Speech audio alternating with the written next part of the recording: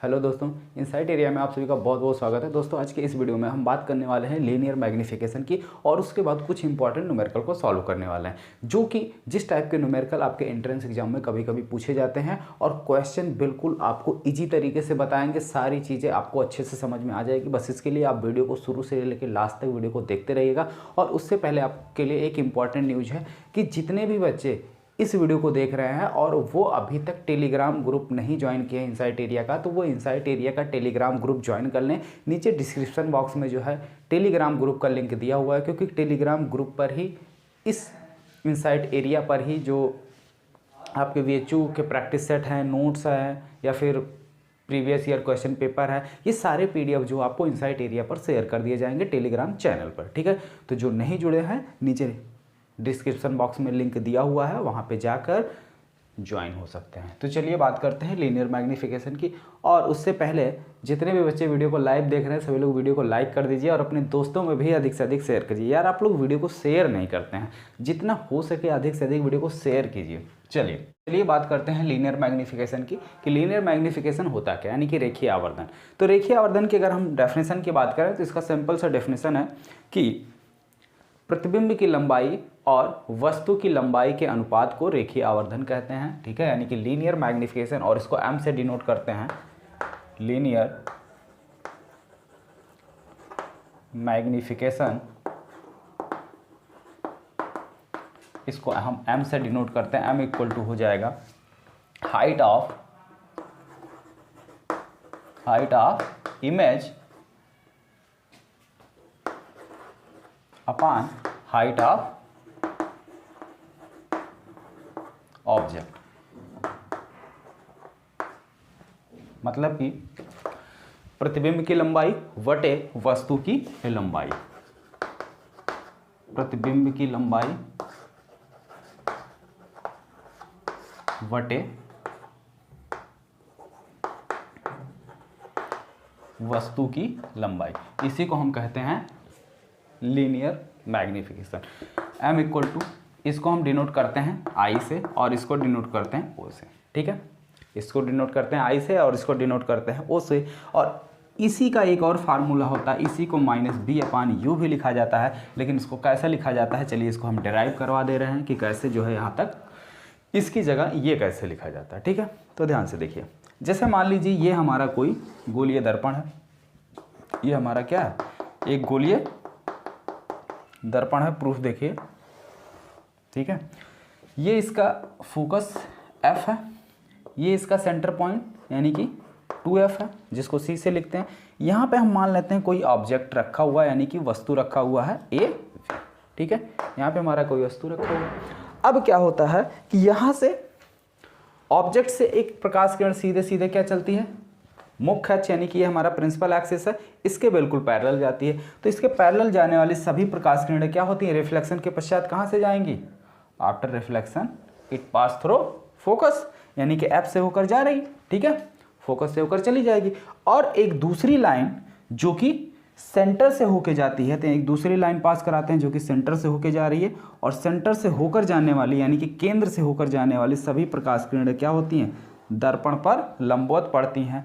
और दर्पण पर लंबवत पड़ने वाली सभी प्रकाश किरणें क्या होती हैं, परावर्तित होकर अपने ही मार्ग पर वापस लौट जाती हैं। तो ये दोनों एक दूसरे को यहाँ पर कट कर रहे हैं, तो यहीं पे वस्तु की क्या होगी, इमेज बनेगी। ठीक है, ये वस्तु की इमेज बन रही है A', B'।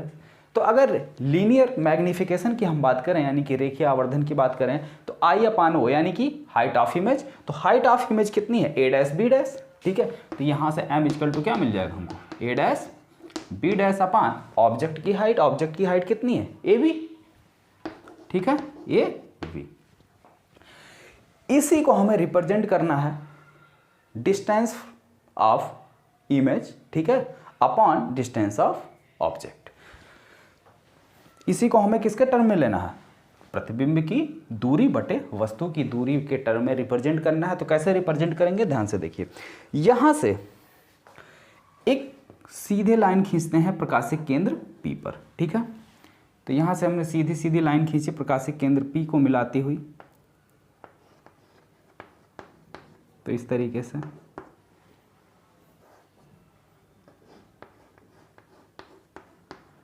ठीक है, इस तरीके से प्रकाशिक केंद्र P को मिलाते हुए हमने एक सीधी लाइन खींची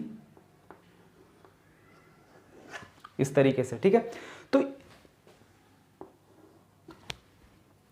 यहां पे जो कोण बनेगा वही कोण इसका भी होगा। क्यों? क्योंकि ये क्या है, परावर्तन के नियम के अनुसार कोई भी प्रकाश किरण जिस डिग्री पर यानी जितने कोण पर आती है उतने ही कोण पर क्या होती है, परावर्तित हो जाती है। यानी आपतन कोण का मान परावर्तन कोण के बराबर होता है। ये सिंपल सी बात है। तो ये इसका आपतन कोण I हो गया और ये इसका परावर्तन कोण R हो गया। तो अब ध्यान से देखिए, यहाँ पे आपके दो त्रिभुज दिख रहे होंगे, एक बड़ा वाला त्रिभुज ABP में। ठीक है, तो लिखिए त्रिभुज ABP में, यानी कि इन triangle ABP and A', B' P में, एंड ट्रायंगल A', B', ठीक है, इन triangle ABP and A', B' में। ये एंगल यानी कि angle BPA, angle BPA equal to angle A'PB, A' या B'P A'। ठीक है, क्यों? परावर्तन के नियम से, रूल ऑफ रिफ्लेक्शन, परावर्तन के नियम से ये चीज हो गया। दूसरी बात, ये एंगल और ये एंगल दोनों बराबर हैं। क्यों? क्योंकि ये भी राइट एंगल है, ये भी राइट एंगल है, यानी ये भी 90 अंश है और ये भी अंश। ठीक है, तो angle PAB equal to angle PA', B', कितना है, 90 डिग्री। ठीक है, तो किसी भी दो ट्रायंगल के अगर दो एंगल बराबर हो गए, ठीक है, दो एंगल बराबर हो गए, तो ये दोनों एक दूसरे के क्या होते हैं, समरूप, यानी कि बिल्कुल सेम जैसे दिखते हैं। और समरूप ट्रायंगल की प्रॉपर्टी होती है कि उनकी संगत भुजाएं समान अनुपात में होंगी। ठीक है, तो समरूप, ये दोनों त्रिभुज क्या हो गए, समरूप हो गए। तो समरूप के नियम के अकॉर्डिंग क्या हो जाएगी, इनकी संगत भुजाएं समान अनुपात में होगी। संगत भुजाएं यानी कि AB, A', B', इसके रिस्पेक्ट में कौन है, AB। ठीक है, यहां पे आप लिखेंगे देयरफॉर ट्रायंगल ABP समरूप है या आइसोस्केल है। ठीक है, समरूप ट्रायंगल A', B', P के। ठीक है, देन प्रॉपर्टी ऑफ आइसोस्केल्स या फिर समरूप त्रिभुज की प्रॉपर्टी से संगत भुजाएं समान अनुपात में होंगी, यानी कि A', B' upon AB equal to P। सबसे पहले हमने इसकी भुजा ली है यानी छोटे वाले त्रिभुज की, तो फिर छोटी वाले त्रिभुज की PA' अपान फिर PA।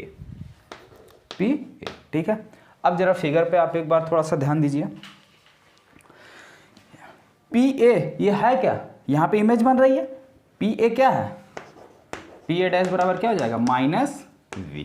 क्यों? क्योंकि ये यहाँ पे इमेज बन रही है और पोल से यानी कि ध्रुव से इमेज की दूरी क्या कहलाती है, माइनस। आगे P से A तक की डिस्टेंस PA, ये कितनी हो जाएगी, ये ऑब्जेक्ट है, तो ऑब्जेक्ट की दूरी को हम किससे डिनोट करते हैं, U से। और चिन्ह परिपाटी के नियम के अकॉर्डिंग क्या होता है, यहाँ पे अगर कोऑर्डिनेट आप खींचें तो जो भी डिस्टेंस लेफ्ट साइड में होती हैं वो नेगेटिव होती हैं और अपर साइड की उस साइड राइट साइड की डिस्टेंस क्या होती है, पॉजिटिव।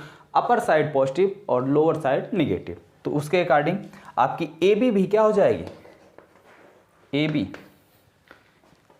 इसको ऑब्जेक्ट है यानी कि ये प्लस हो, ये इमेज है नीचे बन रही है तो क्या हो जाएगा, माइनस में। ठीक है, A', B' इक्वल टू क्या हो जाएगा, -I। तो खैर इससे कोई हमको मतलब है नहीं। ठीक है, अब देखिए वैल्यू वहां पे पुट कर दीजिए, तो A', V' upon AB equal to क्या मिल गया, क्या लिखा हुआ वहां पे, -V अपान माइनस का U, -B अपान -U। ठीक है, इतनी बात समझ में आ गई। और देखिए ए डैश बी डैश, ए डैश बी डैश, ये इमेज कहाँ बन रही है, नीचे की ओर, तो यानी इसको हम क्या लिखेंगे, माइनस आई अपान, ठीक है, इमेज है तो इसको आई, ऑब्जेक्ट ये है, ये बन रहा ऊपर, तो ये हो जाएगा हमारा क्या, पॉजिटिव, यानी ओ इक्वल टू, और माइनस माइनस ये कैंसिल हो गया तो क्या हो गया, B upon U, B upon U, ठीक है।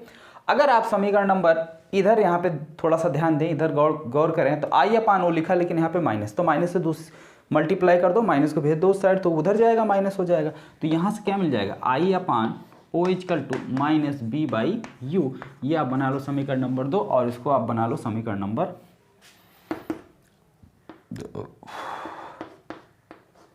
इसको बना लो समीकरण नंबर 1। तो समीकरण 1 और 2 से क्या मिल जा रहा है, तो m equal to minus B upon U, m equal to minus B upon U, ठीक है।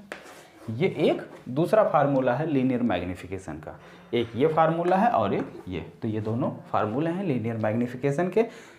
चीज़ें अच्छी समझ में आ गई। चलिए क्वेश्चन देखिए, एक इंपॉर्टेंट क्वेश्चन है, बहुत ही इंपॉर्टेंट क्वेश्चन है। स्क्रीन पे आपको क्वेश्चन दिखाई दे रहा होगा, क्वेश्चन आप ध्यान से पढ़िए और सॉल्व करने की कोशिश कीजिए, और कमेंट बॉक्स में कमेंट करके बताइए कि क्या ये क्वेश्चन आपसे सॉल्व हो जाएगा। अगर नहीं हो पाएगा तो बताइए, हम इसको तुरंत सॉल्व कर देते हैं, ठीक है। क्वेश्चन देखिए, स्क्रीन पर दिख रहा होगा, बताइए क्या ये क्वेश्चन आप लोगों से सॉल्व हो जाएगा। पढ़िए पढ़िए ध्यान से। उसमें प्रतिबिंब की लंबाई पूछा हुआ है, ठीक है, तो प्रतिबिंब की लंबाई क्या आप निकाल सकते हैं, और अगर निकाल सकते हैं तो तुरंत निकाल के बताइए कितना आएगा, ठीक है। चलिए हम क्वेश्चन पढ़ दे रहे हैं, क्या है क्वेश्चन लिखा हुआ है, एक छोटी लंबाई l की कोई वस्तु जो है अवतल दर्पण के मुख्य अक्ष पर स्थित है, अवतल दर्पण के मुख्य अक्ष पर स्थित है, वस्तु की दर्पण से दूरी दी हुई है, कितनी है u, तथा दर्पण की फोकस दूरी कितना है f है, तो प्रतिबिंब की लंबाई ज्ञात कीजिए, ठीक है। तो मान लेते हैं ये हमारा कोई क्या है, अवतल दर्पण है, ठीक। यहां तक किसी को कोई समस्या, कोई दुख दर्द, कोई परेशानी नहीं है ना। आगे देखो तो ये इसका क्या हो गया, मुख्य अक्ष हो गया। यहां पे L लंबाई की कोई वस्तु रखी हुई है, L लंबाई यानी वस्तु इस तरीके से रखी हुई है, ऐसे रखी हुई है, जिसकी लंबाई कितनी है L है, इसकी लंबाई कितनी है L है, ठीक है। ऐसे वस्तु रखी हुई है, तो जब वस्तु ऐसे रखी हुई है तो भाई देखिए यहाँ पे एक तरीके से आपके दो ऑब्जेक्ट हो गए, यानी एक प्रकाश किरण यहाँ से जाएगी और दूसरी यहाँ से जाएगी, ठीक है।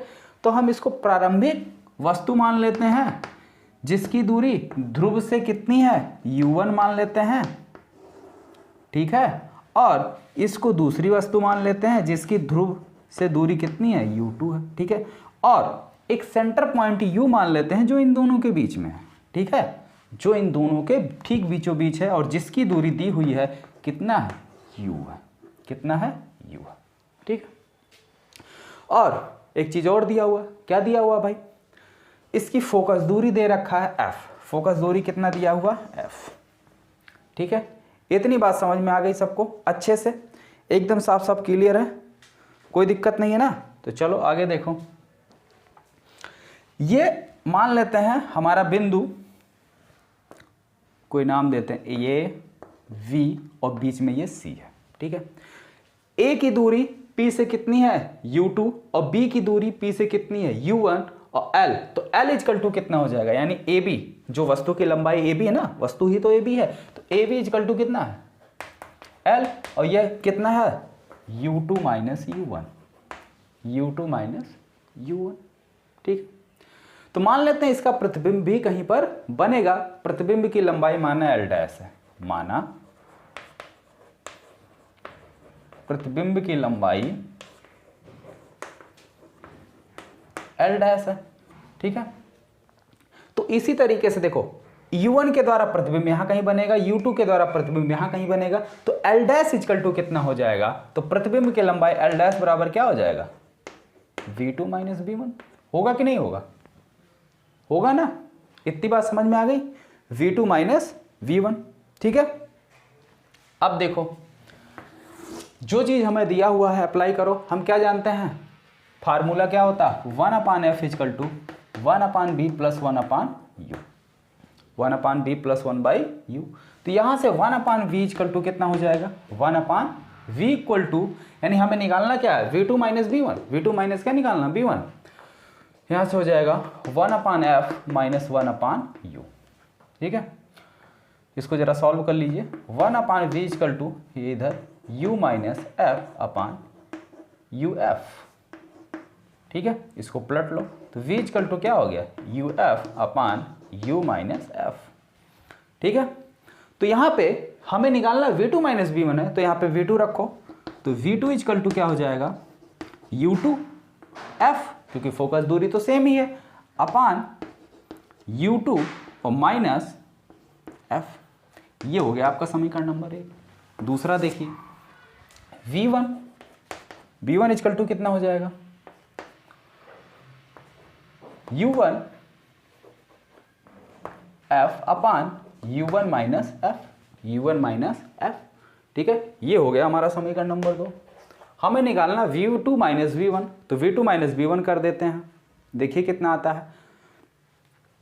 तो v2 minus v1 equal to u2f minus u2 minus f minus u1f upon u1 minus f।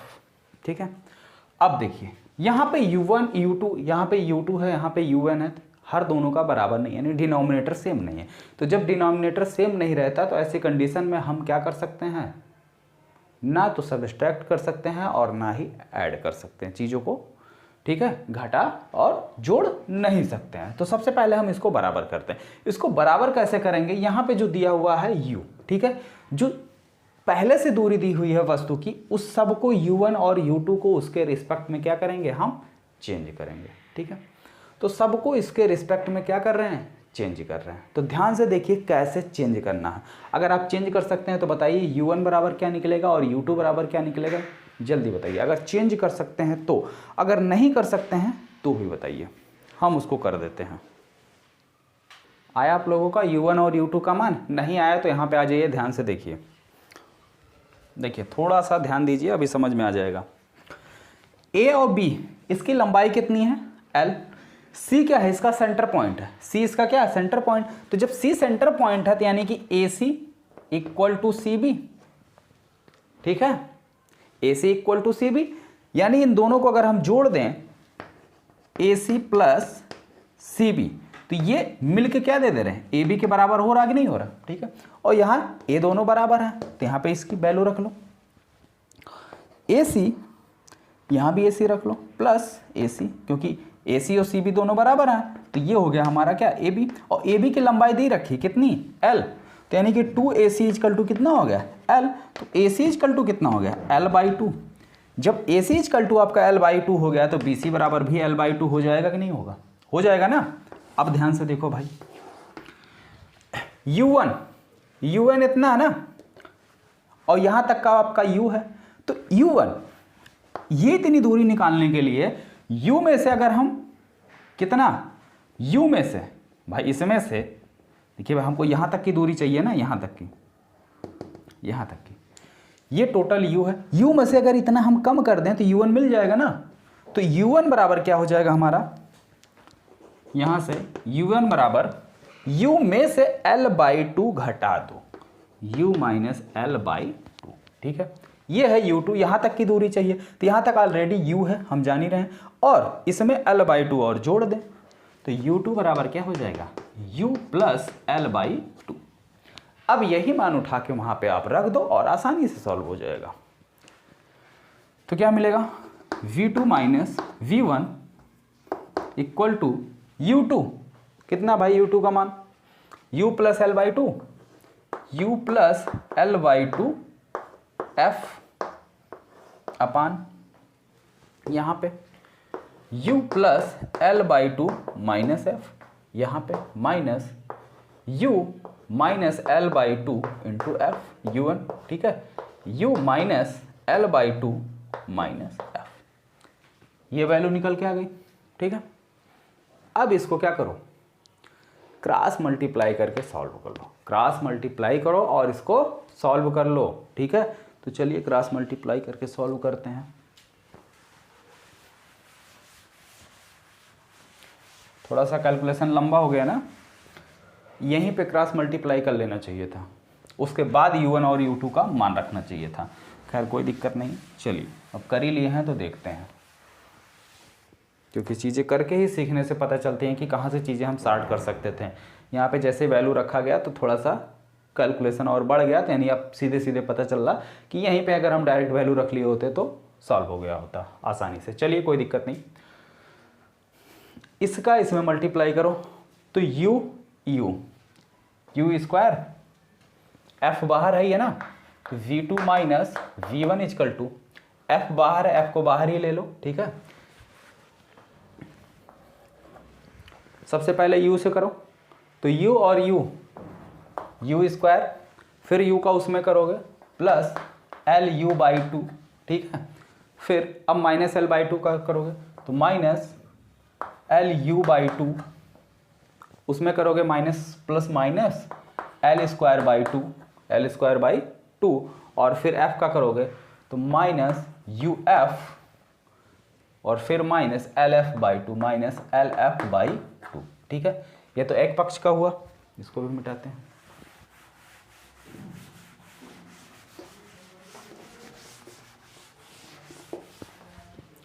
ठीक, ब्रैकेट बंद, बीच में माइनस साइन लगा हुआ माइनस। अब इसका इसमें करो तो इसका इसमें करेंगे, फिर यहाँ देखिए f कॉमन है तो f को कॉमन ही ले लो। इसका इसमें करोगे क्या हो जाएगा u स्क्वायर, फिर माइनस ul/2, ठीक है।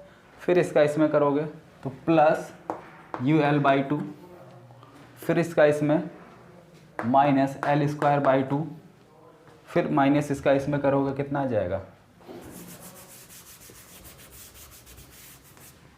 f का माइनस uf,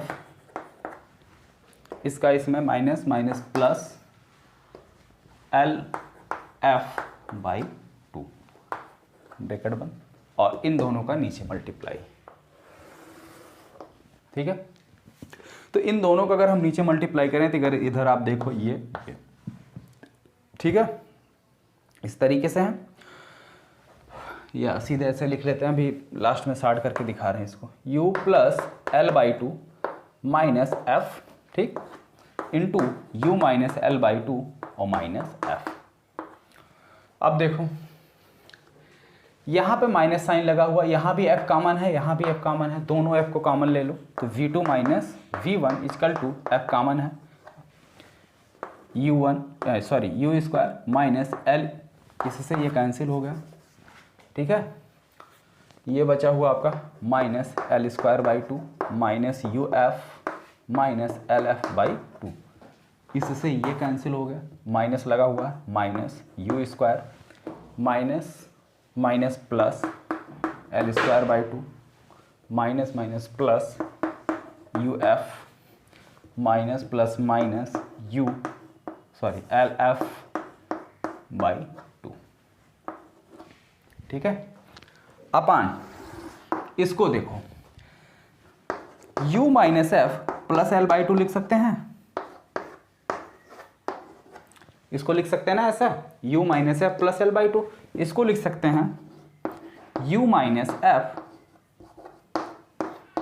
माइनस l/2, लिख सकते हैं ना। ये होगा, अगर इसको हम a माने, इसको b माने, तो ये क्या हो गया a plus b a minus b, नीचे सीधे सीधे इसका होल स्क्वायर हो जाएगा ना, तो v2 minus b1 equal to, नीचे सीधे सीधे क्या हो गया इसका स्क्वायर माइनस इसका स्क्वायर, यानी कि u माइनस f का होल स्क्वायर माइनस l²/4, ये हो गया।